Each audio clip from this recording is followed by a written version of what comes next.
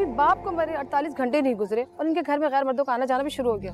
इसमें से एक आदमी कल भी इनके दरवाजे पे खड़ा था। अच्छा, मुश्ताक भाई ने रोका और पूछगछ की। तो क्या कहा इसने? कहने लगा मरियम के ऑफिस में काम करता हूँ, नसीर भाई से मिलने आया हूँ। मुश्ताक भाई ने कहा नसीर भाई तो सुबह ही गुजर गए। फिर क्या चला गया वो? घर के अंदर नहीं गया? नहीं, बाहर से ही वापस चला गया। तुम मानो या ना मानो, मुझे तो यकीन ही मरियम कुछ तो गलत काम करती है। अब देखो ना, उस रात लूटी पुटी हालत में आधी रात को घर लौटना, फिर अचानक से नसीर भाई का इंतकाल हो जाना, और फिर उसने सारिश भी बता रही थी कि उसने फोन पे बातें सुनी थी, और फिर घाट घाट के लोगों का घर में आना। तुम्हें क्या लगता है? हम क्या कह सकते हैं, अल्लाह ही हिदायत दे ऐसे लोगों को। जो कुछ हमने उसके साथ किया वो भी तो ठीक नहीं था। मैं तो कहता हूँ इसे छोड़े, मिनिस्टर साहब के पास किसी और लड़की को भिजवा देते हैं। अपनी औकात में रह मलिक, मुझे समझाने वाला तू होता कौन है? और मैं कुछ दिनों से देख रहा हूँ कि तुझे उस लड़की से बहुत हमदर्दी हो रही है। नहीं नहीं सर, ऐसी तो कोई बात नहीं है,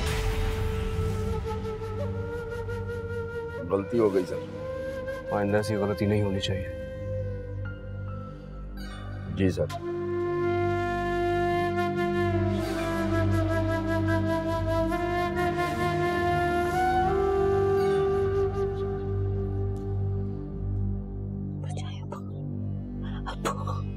अब मुझे वो लोग आ रहे हैं।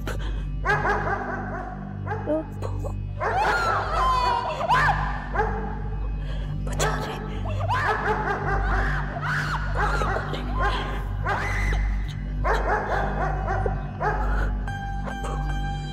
मुझे बचा वो लोग। मरियम,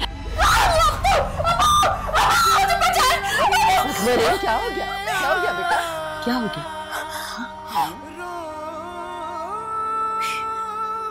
क्या हुआ बेटा? अभी मेरे पास कोई नहीं है यहाँ, कोई भी नहीं है। तुमने कोई डरावना ख्वाब देखा है? कोई नहीं है यहाँ। देखा था अम्मी, वो नहीं बेटा, यहाँ कोई भी नहीं है। मैं हूं ना तुम्हारे पास, मत डरो। क्या हो रहा है मेरे साथ? तुम सो जाओ आराम से। मैं मेरे साथ है ना, मैं तुम्हारे पास। सो जाओ मेरी बच्ची, सो जाओ। अम्मी, सो जाओ अम्मी मेरे पास है ना, अम्मी तुम्हारे पास।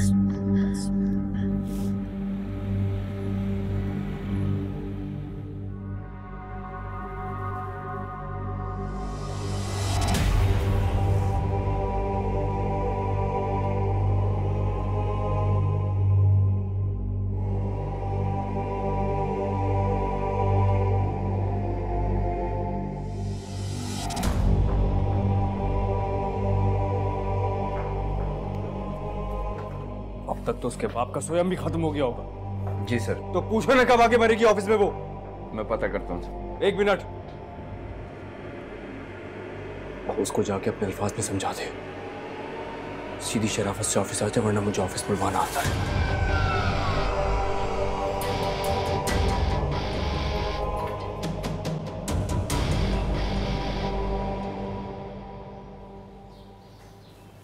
क्या समझा था हमने आलम साहब को, और वो क्या निकले।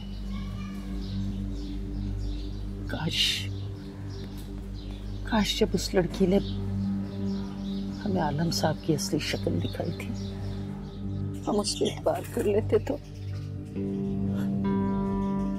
आज तुम्हारे अब्बू हमारे साथ होते।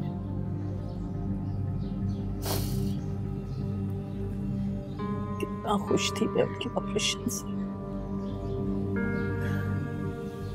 मैं नहीं जानती थी कि जिस शख्स ने उनकी जिंदगी बचाई वही उनकी मौत का सामान बनेगा।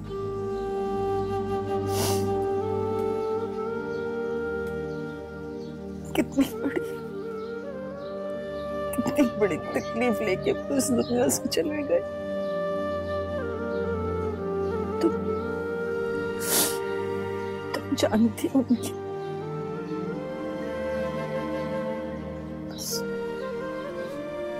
बस तुम अब आलम साहब की नौकरी छोड़ दो। हम भूखे रह लेंगे, किसी तरह भी गुजारा कर लेंगे, लेकिन मैं तुम्हें वहां नहीं जाने दूंगी।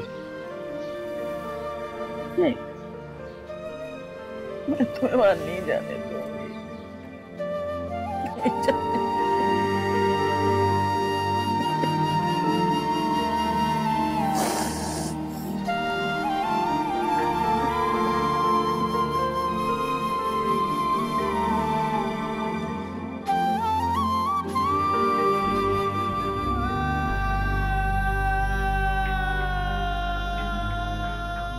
आलम सर ने मरियम को ऑफिस बुलाया। जाके उनसे कह दीजिए कि अब वो ऑफिस नहीं आएगी, नौकरी छोड़ दी उसने। जाइए।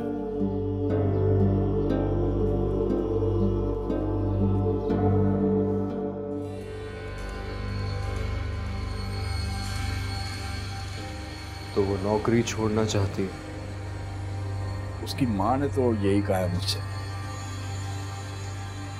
चलो तो फिर यूं ही सही।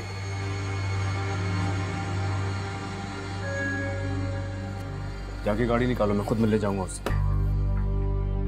सर आप चलेंगे उसके घर? क्यों, तुम्हें कोई एतराज है क्या? नहीं तो सर। फिर टाइम किस है, तुम्हें जाके गाड़ी निकालो। जी सर।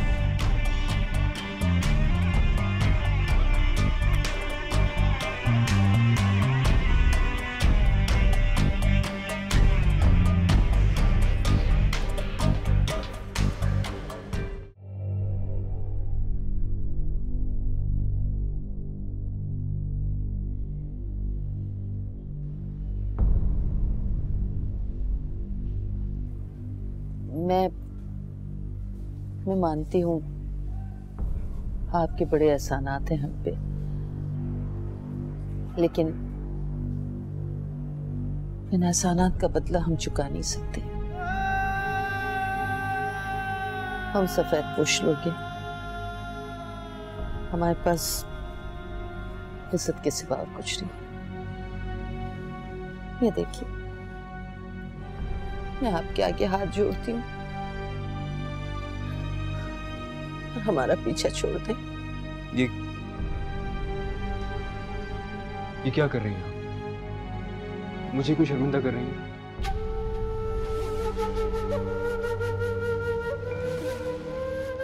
बदनामी का डर है ना आपको? मैं आपसे वादा करता हूं,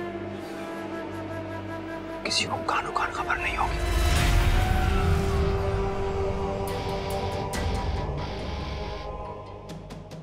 और मेरा साथ देने के एवज मैं आपको इतना दूंगा जितना आपने तसव्वुर भी नहीं किया होगा। तुम समझते क्या हो अपने आप को? क्या समझते हो अपने आप को? जिसने तुम्हारी रस्सी दराज की हुई है ना, तुम जैसे बेगैरत आदमी की रस्सी खींच भी सकते।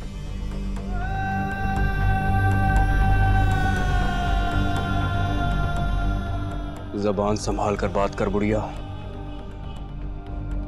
कोई ऐसा ना हो कि मैं तेरी उम्र का लिहाज भूल जाऊं।